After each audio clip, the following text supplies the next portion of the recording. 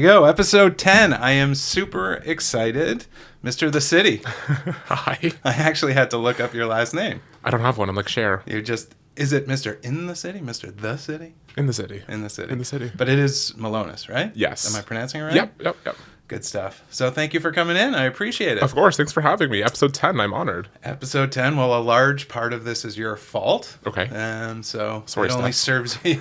Yeah. Steph, she's a very big fan of yours. So she's definitely a little jealous today. So I have you to thank for all of this. We had you come into one of our mastermind sessions, like 4 or 5 months ago, something like that? No, I think it was like January, February. Yeah. Probably. Yeah. That's totally true. So basically, in the last year, our office has gotten much younger. Okay. And as part of that, we wanted to get younger ourselves. And we largely been ignoring this aspect of the business. Mm-hmm. And my wife followed you on social media, and she loved you. She kept saying, you got to speak to this guy. She was obviously telling me to recruit you. I was like, he's not coming. Don't worry about it. But she said, have him in. So we started doing these mastermind sessions, and you were kind enough to come in and talk to one of our small groups, which was great. And got to know you. And as a result of our mastermind sessions, we took over this space, started the podcast. I've been on social media every single day since, trying to emulate. And so it's all your fault. So what's cooking with you? That was my long-winded interlude. No, I love it. I love that you've taken it by storm. I've not watched a single episode. I did it on purpose because I wanted to come in here completely blind. But I love that you've mastered it. I love that you've taken over your TikTok, which is great. Yes. Because you're always on my FYP, which makes me super happy. Oh, there you go. Right? So you are getting seen. I'm having a difficult time with TikTok. I can't lie. But I'm getting there. Don't honestly, I'm barely hitting 500 views these days. Really? And I've got a big following, and it's insane. I'm PO'd right now, but it's fine. Huh. Yeah. So I got to lead with, well, first tell me a little bit about your career. How long have you been in the industry? I will be 10 years in January. So in a couple of weeks, I'll be in this business 10 years. Good for you. Yeah. Welcome to the 10-year club. Yes. I'm 20 years myself. Okay, muzzle. So you obviously didn't start with this angle to the business, or did you? I did. I came Really? out of the real estate womb on social media. So I got on Facebook. I was already on Facebook, being a millennial, coming right out of high school. Did not go to university. I dropped out of U of T. My parents were not thrilled, but school's not for me. I dropped out of Western, so. Love it. I got drunk tanked at Western. So. Oh, really? Nice. Well done. No, so school wasn't for me. So I was going to get into real estate at some point in my life, but I got into it super. I was 21, got into it. Difficult age. Yeah, which is why I turned to social media, and I figured, how can I reach my people? Because no one in their 20s is reading mail anymore. Sure. And I don't have people's emails. Right? I have their phone numbers, but I'm not going to text you, hey, check out this listing. Yeah. But people your age, 21, they're generally not buying their first place. No. So I started my business in Richmond Hill, right? And that's where I grew up. I was born and raised in Richmond Hill in the South End. Everybody knew the Malonis. Everyone, even now. Your family? Yes. Okay. Was your family in real estate? No. Okay. No, they're very well known, right? Okay. So I can't even go into Shoppers Drug Mart to get aspirin without 3 or 4 people recognizing me. And I'm please don't talk to me. I don't come to Richmond Hill for a reason. Yeah. Right? But I took my business downtown because I wanted to reach a larger audience. And my coach at the time was play into your gay card. I'm I don't want to be the gay realtor. Mm-hmm. I don't want to be my shtick. I don't like labels. I wear a lot of labels. I don't want to be labeled as the gay guy, right? So I just started taking, back then on a BlackBerry. We all remember how great that video quality was. Yeah, of course. Hey guys, it's James. I'm in the city again. And eventually, James in the city just came from that. Stuck. Yeah. Wow. And I started on Instagram and Facebook and Twitter. So were you at a brokerage up in Richmond Hill to start? Yeah, I was. Do you know Vivian Reese? I'm a big fan of Vivian Reese. I've known Vivian my whole life. So I naturally started my career with her, just given my family connections to her and her family. Mm-hmm. Started there, and I went to the downtown branch after a couple of years. Right. And it was Royal LePage. Yep. One of her Royal LePages downtown. Mm-hmm. Yeah, she had a downtown branch, and I went there for the majority of my career. Mm-hmm. And then I'll tell you a story about Vivian. So I had her just speak at a Baycrest event. I chair the real estate professionals group at Baycrest. And we had a roundtable event. Where's the market headed? And how can you be successful? And she was one of the speakers. Anyways, I approached her afterwards and I said, listen, I don't have anyone to talk to in this business. I can't go to my competitors. I have no mentor, let's say. And I asked her if she would be a mentor for me. Yeah. And I went up to Yehuppetsville to their head office and met with her, and her kids have been very nice to me. If you ever want to win her over huge, walk in with an organic chicken from Longo's and salad greens. Yeah, and an avocado. That's her thing. She will make you lunch. I got to tell you, I was shocked by the size of that office. Yeah. Shocked. So when my parents transacted with Royal LePage Communities back in Richmond Hill, they were the only dog. It was that and Remax Hallmark. Yeah. And love the shoes, by the way. Oh, thank you. Yeah. So my parents used to transact with them all the time. Back then, they were in the old post office in downtown Richmond Hill. Okay. And it was a tiny, tiny office. I'm going to pretend like I know where you're talking about, but I'll just nod and go, yeah. But yeah, exactly. Yeah. But when she built the Yonge Street office in the South End, it was like the first big structure on the street. Because across the street, you had like a little strip mall, but it was like the first and that motel. There's that creepy motel there. The Emerald Isle. Yes. Famous for a lot of videos. Shenanigans, yes. I'm sure. Yeah. Well, it's turning into condos now, so okay. God bless. Yeah. We've done our... Just hold real estate long enough. That's your only business plan. And exactly. Yeah. So when I joined, I walked into the building, and I was like, holy shit, like this is a big-ass building.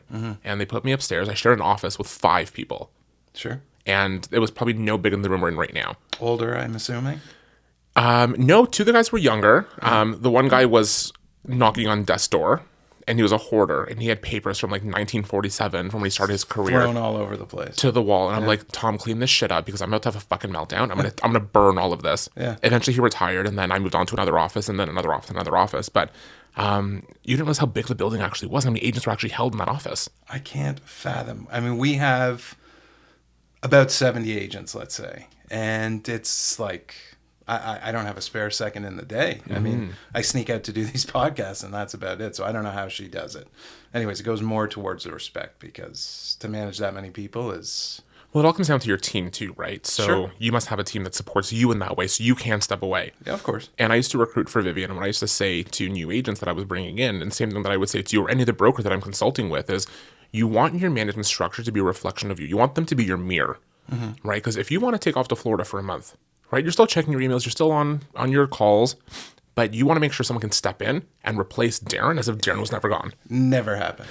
Just, you know. I couldn't do it. I'm this exact same way. Yeah. That's why I do not have a team, because I am so hands-on. So I actually, before I took over the brokerage, I started a team.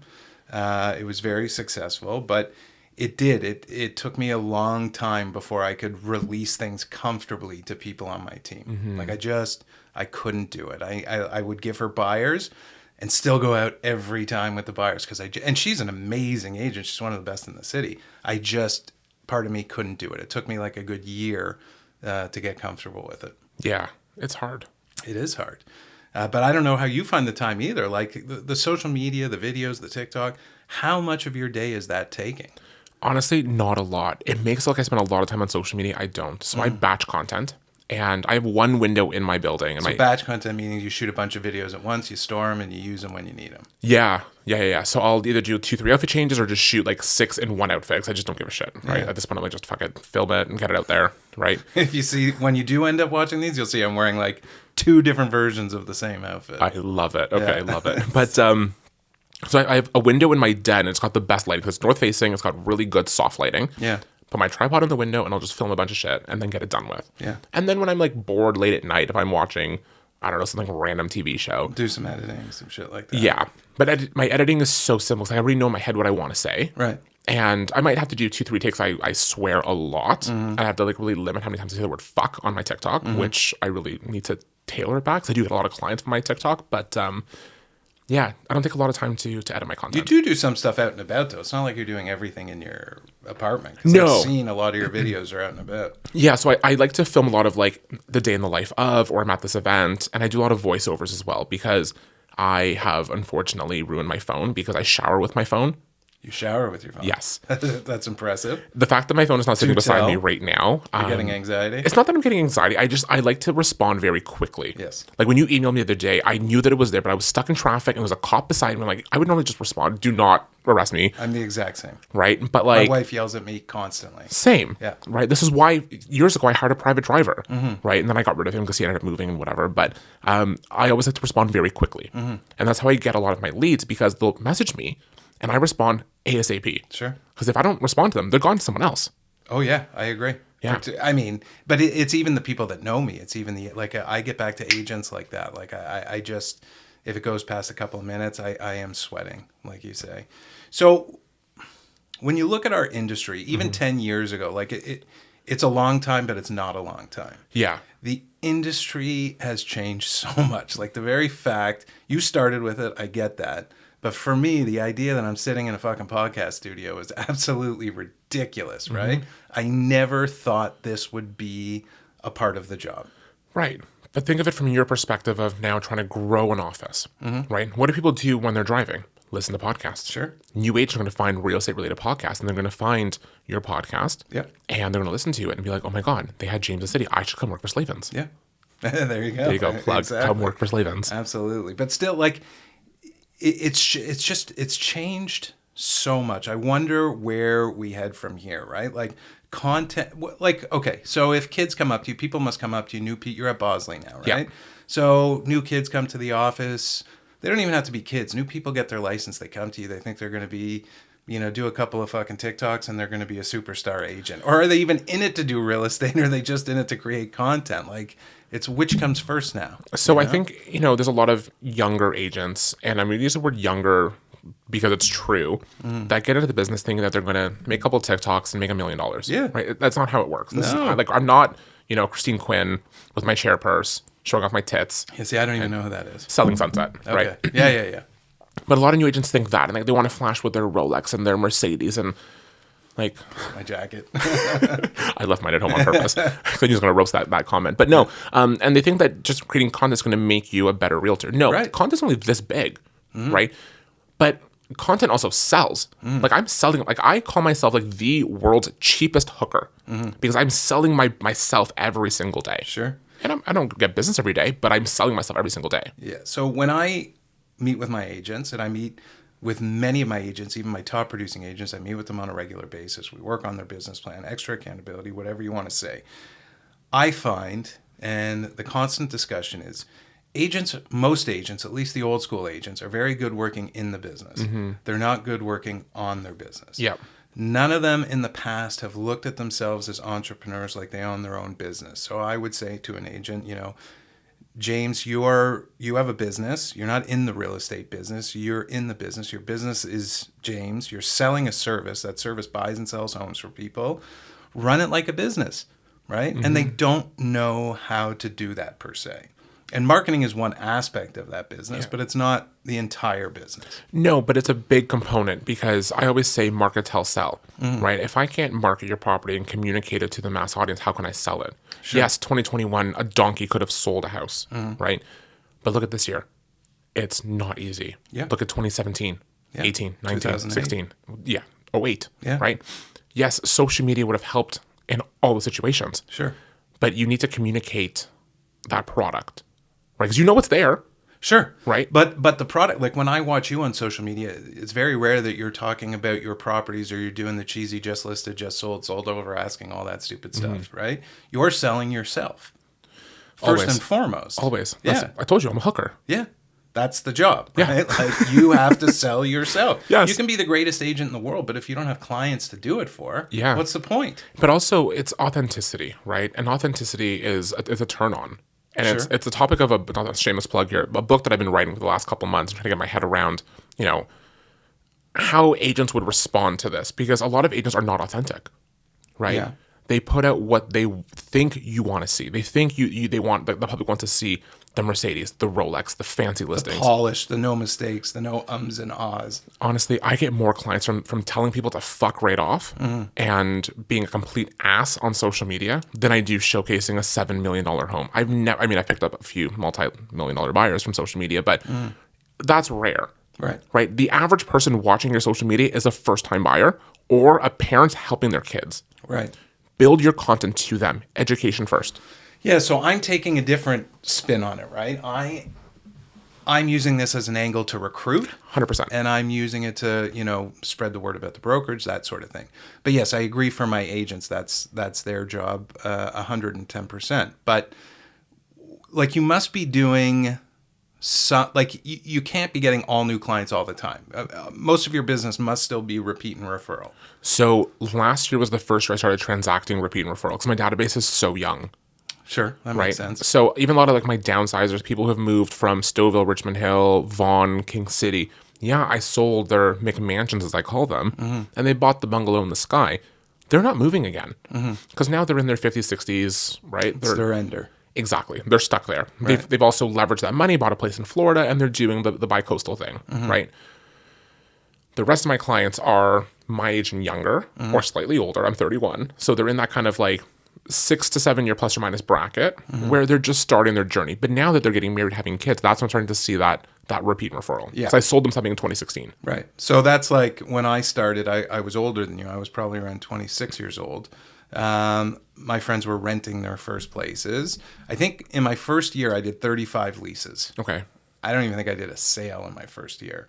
But within 3 years, every single one of them had bought their first place. And then in another 5 years, they'd all sold their first place and bought their second place. So you catch that wave and you're able to ride the wave, essentially. So are you doing things, though, like how do you stay? You obviously you keep a database. 100%. Right. Are you using a CRM or anything like that? Yep, full CRM. So as much as I'm social media new school, I am so paper old school. I still believe in monthly written hand notes.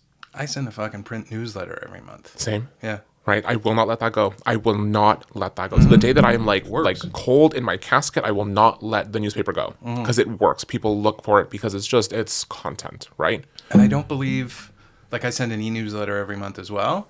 I still don't trust the e-newsletter. I don't do the e-newsletter because they're already seeing me on their phones. I don't want that constant reminder of like, I'm here, I'm here, I'm here, I'm here, I'm here. I'd rather you see me in your mailbox at the same time. Right. So you're getting my monthly newsletter and then you'll get like a handwritten note card. But not every person gets that note card every single month. Right. Right? I try to send out 2 to 3 a week. Stupid things. Like, I don't know. Hey, Darren, I was walking down the street the other day and I saw this beautiful purple jacket on a store in Eglinton. Thought you would love it. Check it out. The store's called ABCD. Nice. Simple. Nothing to do with real estate, but it shows that I'm caring about you. Of course. Yeah. Yeah, it's essential. So I send the e-newsletter, I send print newsletter, I do stuff like that. I try and teach the agents to do that. I do fear that, a lot of it's getting lost in the social media. People think they can get away with just doing social media, and they can't. I think there's still a place for the print. But staying in touch. So you've got time still to stay in touch. You call your database, you reach out to your database, you do all that stuff? I'm such a millennial. Do not call me. If my phone rings, I cringe. Right. I start, I'm like, why the fuck are you calling me? So you'd rather send a text message? 100%. I'd rather send you a video message. Are you using BombBomb? Nope. Instagram DMs. Instagram DMs. Yeah. I don't subscribe to BombBomb, Loom, none of that. It's Right. a waste of time for me because I will not use it. Right? Because the amount of time it takes me to film the video, type in your email, I'd rather just go to your Instagram DMs or Snapchat and be like, hey, ABCDFG, done. Right. Right? It's quick, it's simple. I don't care if you don't open it. Right. I know you will at some point.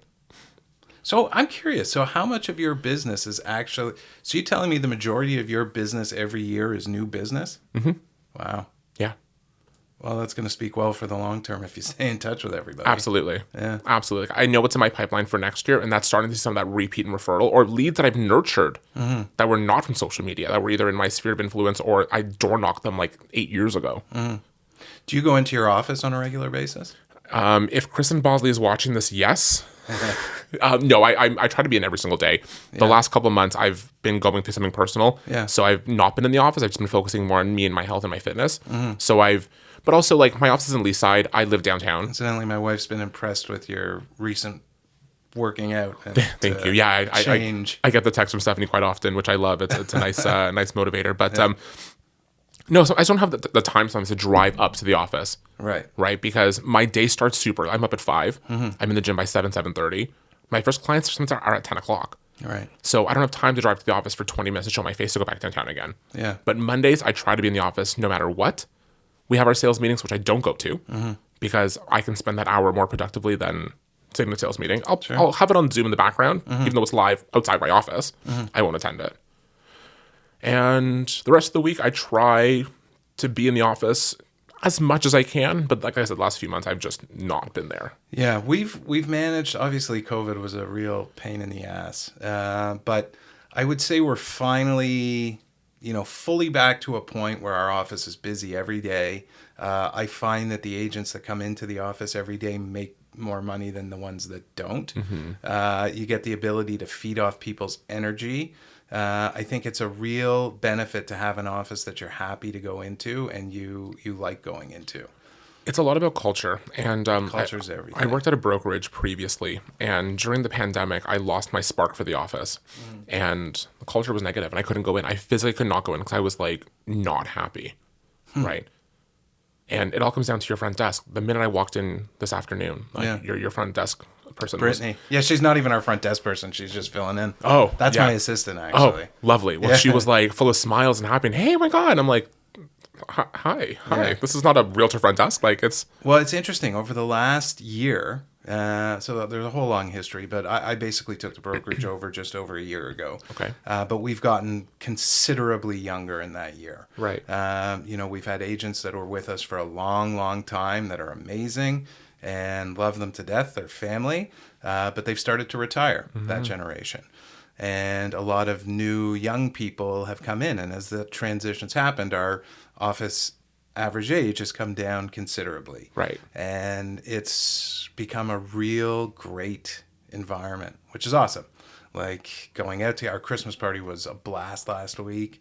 I don't know. Do you guys have a Christmas party? Holiday party? Yeah, they had one last week, and I made my appearance, as I call it. Oh, yeah. He popped in? Yeah. Does it get wild or no? Honestly, it was my first one because last one was during COVID. Because I just switched to Bosley during the pandemic.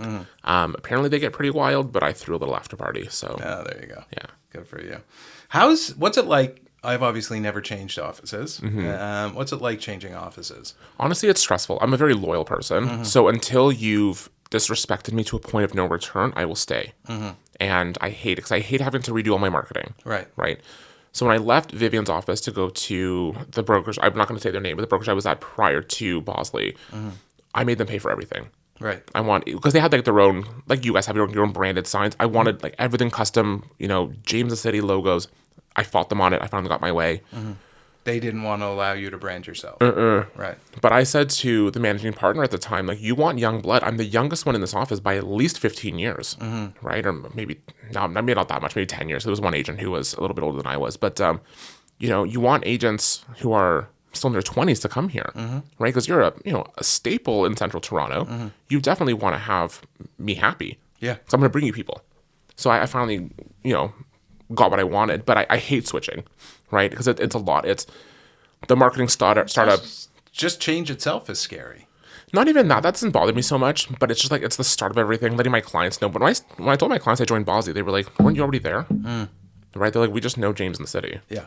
That's the thing. Agents don't realize that clients use you. Yeah. They don't use the brokerage. Exactly. I mean, myself as a broker of record, as an owner, we realize that we're not in the real estate business. We're in the agent business. Yeah. And everything is designed to make our agents' lives better. We're very into helping them build their own brand. We brought in a whole marketing department that has continued to grow over the last couple of years that, fully works with the agent on their branding. Now, obviously, we want our brand to be included in that and to grow with them.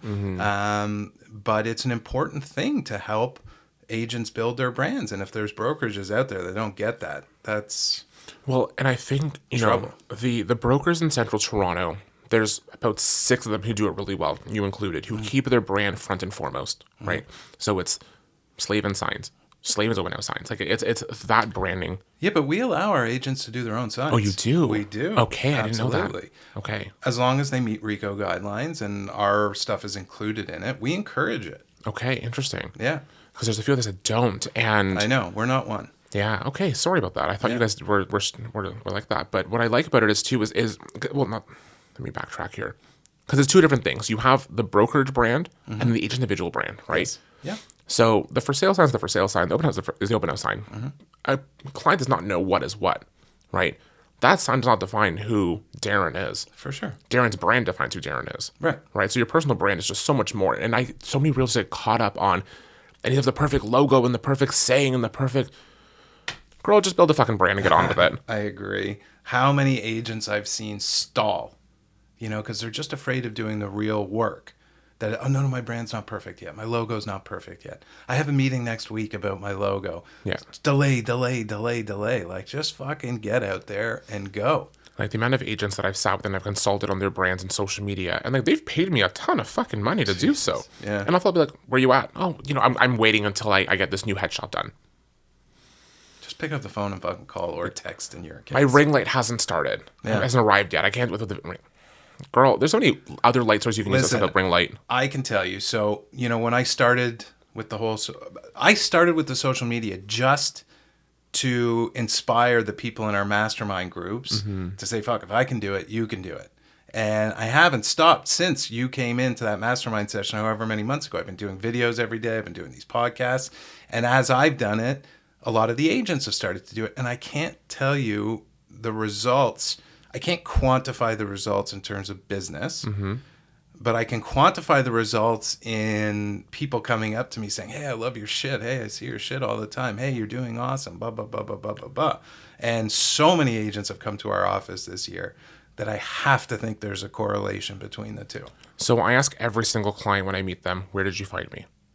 Right? Was it, on the back of a bus stop, which I don't have any bus ads? Like, did you find my number in a bathroom stall? Because I know it's around there somewhere. Or social media. And they always tell me, like, TikTok, Instagram, Facebook, a friend of mine. I just want to know where you came from. Because then I quantified it in my database of the deals that I've transacted that year. So I can say X number of clients came from X. Sure. But isn't it a great feeling being recognized?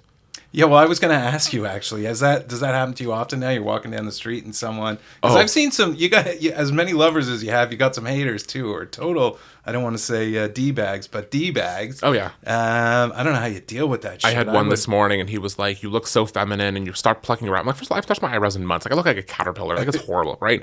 So I made a video just, like, clapping back, which I do every so often to keep people engaged. Good for you. And the guy complained that he reported to TikTok and got taken down. I got flagged for bullying. Really? I'm like... the math doesn't add up. But, I get recognized on the street at the grocery store. But the best story was this morning. I'm at Barry's. I'm in the change room. And I'm literally, like, just pulling my briefs down top in the shower. And this guy's like, hey, you're James in the City. Yeah. And I'm like, you chose this exact moment to say something. Well, I saw you in the class. Catch me when I'm taking my sweaty selfie in the mirror. Yeah. Not when I'm about to hop in the shower. That's crazy. Right? People have no chill, but anyways, it's I am fine. not ready for that. That's for sure. But I'm nowhere near that. But so you're like, I had, I don't know if you know Anthony Rose. He's got a number of restaurants throughout the city. Okay. And he was in here last week, and there's this transition from the celebrity chef. Now it's the celebrity real estate agent, right? And you're like the closest thing to Toronto's celebrity real estate agent. Oh my God, far from. But does that like turn you on, or is that like no? I hate it, to be honest. Like, the worst is like when I'm out for dinner, right? And a server, fine, one thing, they'll bring me a free drink, cool, whatever, like it's fine. But the worst is like when random public comes by and I'm like, I'm enjoying my dinner, like I'm, having a business meeting, like, hey, like, can we get a selfie? And I'm like, oh my God, can we just pause talking about your sale of your home for 5 minutes so I can take? No, like, it's not brutal. Yeah. That's hysterical. The people that I'm with love it though. Like my clients, my friends, they love it. Yeah. Like they get more. I hate it. Like, wow. So let me ask you a question, because I don't want to take too much of your time. And what if you had advice for new agents coming into the business? What would your number one piece of advice be? Stay humble. Stay humble. Well, what if they're humbled? Well, okay. Well, if they're already humbled, just because a lot of people are getting their ass kicked out there. Like I think over this next year, what do we have? 70,000 agents in Trevor, whatever the fuck. We're gonna lose a substantial amount of those agents. I agree. I mean, I almost hope. I do hope. Yeah. Because the people that are working it and working hard don't deserve to have to compete with a lot of these people, in my opinion. Yeah. And I think there's a lot of agents. I think the reason we have a bad rap is because a lot of these agents, right? So if we can clear some of those out of here, I think we're going to lose some brokerages. There's going to be less business, obviously, to go around. But there's good people out there that just can't get ahead. They can't break it. So what advice for those people do you have? Honestly, don't stop the grind, right? Like, I've got junior agents in my office who come to me and they're like, oh my God, I'm so slow. I'm not going to deal in weeks. Or, You know, I'm like, girl, you got deals. Like, yeah, they're leases, but you got deals going. Keep them up, right? Like, just keep your head down. It's not an easy market for anybody. Yeah. Like a 10-year veteran, a 20-year veteran, it's not an easy market for any of us, right? Sure. So I just keep your head down, stay humble, work hard, and don't listen to the noise, right? Don't give two shits what the guy beside you in the cubicle is doing. Yeah. Right? And focus on what you're doing. Yeah. I tell agents, you know, when they come in, particularly when they're new to the business, they go and they interview at other offices. Some of them are very large offices. Wherever they go, they come in and I say, listen, you're not making $100,000 this year. I don't care what you heard elsewhere. I'm going to be honest with you. The odds of you making $100,000 in your first year are almost zilch. Sorry. If you make 35 grand this year, I know you're going to be a good agent. Yeah. Right? And I don't care how much you make the first 2 years. I want to see volume of deals, and I don't care if they're all leases. I just want you out there transacting, meeting people, and getting experience. To me, that's success in the first few years. I don't care how much you make. But everybody coming into this business, it's like someone made the magic number, $100,000. Everybody thinks they're going to make $100,000 in their first year. Not happening. No, well, 'cause there's brokers out there who are promoting that. And I know. you can't guarantee that. It's impossible. Right. You know as well as I do that 50% of agents in this city do less than a deal a year. Yeah. Right off the bat. Do you know what I did my first year? How much money I made in my first year? $750. Like $750? Yep. Yeah. Doesn't surprise me. I did one lease my entire first year. Yeah. My out was $35,000. My in was $750. Wow. Right. But you just keep going. Exactly. Kept my head down. Do or do not. There is no try. That's my saying. There we go. There we go. That's it. Yeah. But yeah, it's horrible. I feel for a lot of people coming into this industry. So many misconceptions. Yeah. Well, it doesn't help with like the glamorization of selling Sunset and $1 Million Listing where it's so no, half that shit is scripted. Yeah. I have friends who are watch the stylists shows. on those shows and it's all scripted. People ask me if I watch them. I'm like, do you go home and watch accounting when you go home? Like, it's my fucking job. What do I want to go home and watch what I do all day? Exactly. Not Like, that I do what they do all day, but HGTV is like a no in my house. I will not watch a single real estate show. do you even watch TV still? Honestly, I'm so far behind. Everyone's like, oh, White. I'm like, I don't understand what the fuck this White Lotus thing is. I don't even know what White Lotus is, but I did just watch something called 1899, and it was awesome. What's White Lotus? I have zero idea. But all the gays in my DMs this morning were coming at me like, that's our culture. And I'm like, dude, I have no idea. Really? Like, I don't know. Was it on Netflix? Apparently, like, I don't watch TV. I'm never home, first of all, because I leave at 5 a.m. I'm home between 7, 8 at night. Yeah. Plus, I have events to go to. Every night. Yeah. So some nights I'm home at like 1 o'clock in the morning. How old are you now, if you don't mind me asking? 31. I'll be 32 in like 8 weeks. All right, so you got like six more years, 7 more years. Yeah, and then I'll be I like, start to fucking slow down. yeah. Oh my God. We had our Christmas party last week. It took me almost 3 days to recover. Dead. It's bad. And I'm only 46. So it ain't going to get easier. That's for sure. So do it while you can. For sure. That's for sure. All right, man. Well, I appreciate you coming in. I think that was fantastic. You have anything else you want to talk about, plug while you're here, ask about? No, I think we covered it all. It's like, I think we're on a high and end on the high. And I appreciate you having me in 10 episodes. That's incredible. 10 episodes? I think we've been in here for like 35, 40 minutes already. Really? Yeah. It was 10 minutes. I know. Yeah. All right, man. Well, I appreciate you inspiring me to get going you. on this shit. And yeah, thanks, man. Thank you. All right.